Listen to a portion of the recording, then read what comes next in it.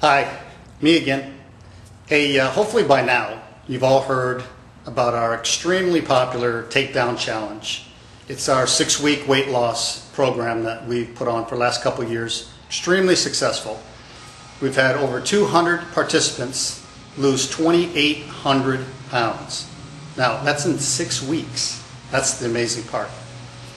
In one of my other videos, we talked about giving them the menus and the recipes and everything they need to be successful in those 6 weeks. What this video is the follow-up, where Carolyn and I get together. We invite everyone that has taken the TakeDown challenge back to the gym after the 6 weeks, after all their success and excitement, and we don't want to just leave them there. We want to explain to them how to carry on from there, whether they need to lose more weight or whether they want to maintain. Whatever it is that they need. Teach them about nutrition so that they have the tools to go forward successfully. And that's what this is. If you have any questions, give us a call. That number is 714-374-7448. That's our Main Street gym in Huntington Beach. Love to help you. Talk to you soon. It says original, and then it says final percentage of body fat. That's based on a different number than the percentage that you lost. That's your overall body fat percentage based on circumference measurements. Okay? So when you look down below and it says final total percentage of body fat loss, that's how much you lost during the takedown. It's a different number than the one above, so don't be confused by that. It is a little confusing. Amy, yours is right here. It is? I guess I didn't get it. Girl. Well, we'll get started because you guys are all on time. Good job. We'll just go over this a little bit together, and then we'll go over some other pages that you don't have with you. So the first one that we're going to talk about is a weight loss truths and myths. And there's a lot of them out there. So I tried to just come up with the most popular ones that I hear. And I think that most of you know most of the answers to this now after having done the takedown.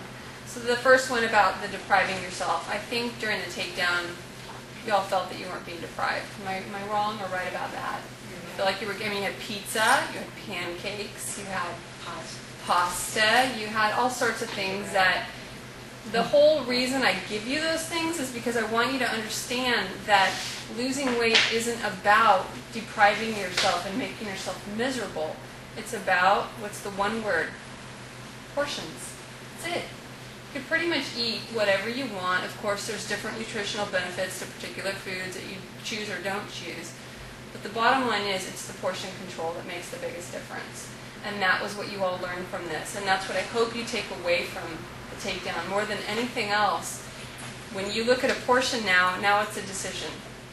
Now it's a choice. Now you know that that's way too much of whatever it happens to be for me. I know that when I did the takedown, when I put protein even on my plate, it was this much, not this much. Even though it's a great choice, let's say just plain chicken breast or turkey breast or whatever it happens to be, or fish, too much of anything, your body can only handle so much at one time, no matter what it is. No matter if you haven't eaten all day, you can still only handle so much food at one time. Okay? So that's really, really key and the most important thing from the takedown that I hope that you all learned, so that now it's not ignorance, it's a choice. Okay? That's what we always talk about. Just decide. You're deciding either you want to totally overindulge and be okay with it and enjoy it, or make a good choice on your own. It's completely up to you now. Okay?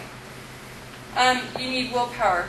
A little bit, for sure. It makes a difference. It does help to have a little bit of willpower, but having results and seeing what's going to happen on the end of your choices will give you that willpower that you need, and I think you all learned that too.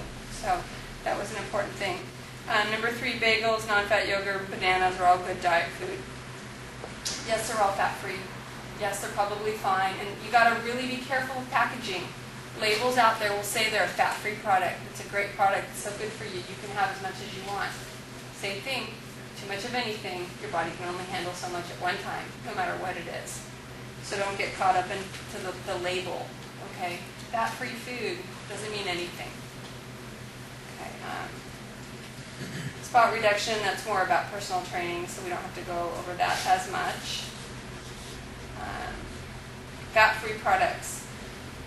If you notice during the takedown, I talked a lot about, or I offered you sometimes low-fat products, but very rarely did I ask you to choose the fat-free product, if ever. And that's because when they take the fat out of something, they have to add something, whether it's for flavor, consistency, whatever it happens to be. Fat is a binding agent, and you need it in a lot of foods, plus your body needs it. It's called essential fatty acids for a reason. We need fat in our diet, and it's important. The types of fat are what is the difference. You know, there's a good fat and a bad fat. If you think about the fats that can turn into a solid, like lard, that's a bad fat. That's what's going to happen in your veins. If you think about olive oil, canola oil, things like avocados, things that come from a natural product, that's a good fat. That's what your body needs to thrive, and it's important that you have it. So when you choose, for instance, fat-free milks or fat-free cheeses, dairy, for instance, they put sugar in to make up for the flavor. So if you were to choose non-fat milk over low-fat milk, you're consuming more sugar than you would if you had the low-fat milk. So, you know, the more natural, the better. Okay, so just think of it like that. There's some times when, you know, some dressings, salad dressings, I'll say go low-fat if you want, but don't go fat-free. Again, they add sugar. Just don't have as much. It's really that simple. You can add water to salad dressings to thin them out.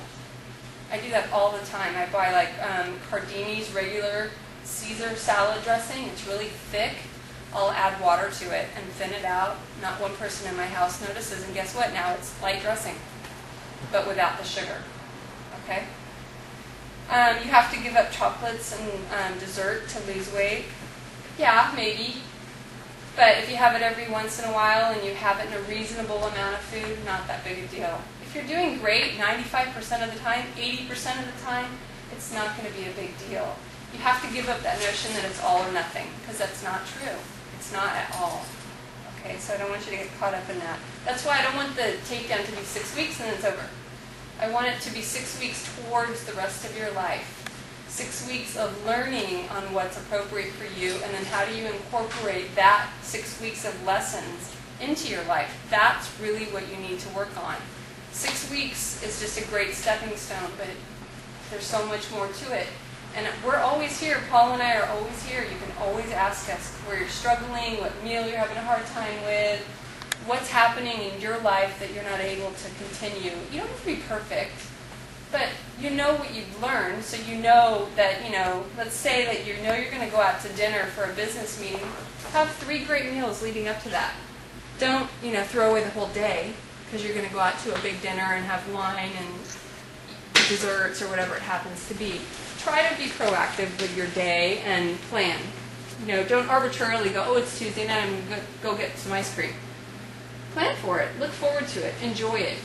I hate when people come to me and go, oh, I ate a huge piece of chocolate cake and ice cream and I feel so bad. My first question is, did you enjoy it? And they go, yeah, it was awesome. I'm like, well, good, because I hope you did.